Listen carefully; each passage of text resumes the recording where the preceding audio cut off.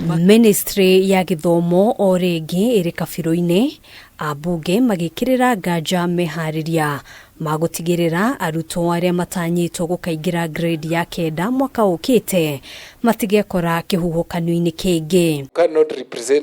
Hindi ya gikaro na kamiti ya mbunge igie githomo, mwandiki mukaru ministry-ini ya githomo Belio Kipsang ataririe ati niguo gutigirira ati gutigakorwo na gatithio o gothe, ministry ya githomo irabatara gukorwo ikinyanirie waki wa irathi 16,000 mbere ya mweri wa Januari mwaka ukite. There will be an additional class of grade 9 that we need to do, and therefore 3.369 billion shillings has been set aside for purposes of infrastructure, and in this financial year it was set the same amount was set aside but through the CDF funding.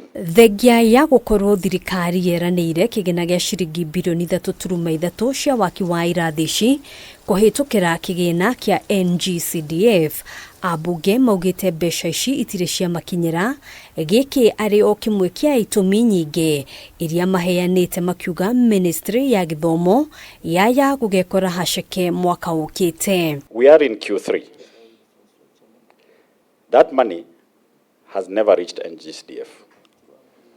Whose role is it to follow it up? Because the responsibility of ensuring schools are running is yours. The available infrastructure in secondary school is more than the available structure in primary school. We will use billions to build classrooms in primary school, yet we already have structures in secondary school. Agitetera ikinya riri, Kipsang ataririe ati guthamiria arutwo a grade ya kenda thukuru-ini cia secondary mwaka ukite tikihonia kuona thina uyu no gecokera miaka 3 iguka. We only have no Form 1 next year, but in 2026 we shall be having grade 10, and when they transition, the number of kids transitioning from junior school to senior school will be the same number, notwithstanding that they will be in 3 cohorts or 3 classes, but the total number will still remain. So we don't want to use short-term solutions for long-term issues.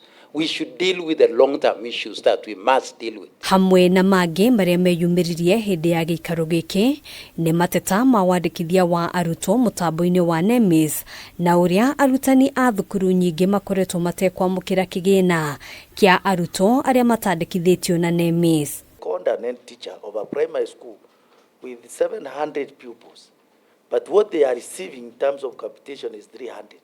Now, where does the difference go? Ministry ya githomo na kuhanura uguo yugite koretwo igicokaniriria ithabu ria arutwo kuhitukira honge itiganite ta kanjo ya igeranio kuringana na arutwo aria mandikithitio gwika igeranio cia ngathi itiganite. What we have just done, and we are finalizing on that, is that we are using the assessment number to register our students in NEMIS, so that we have a validating instrument, which is now National Examination Council. Hadwini hakameme TV, jitagwo Gena wa Wadurwa.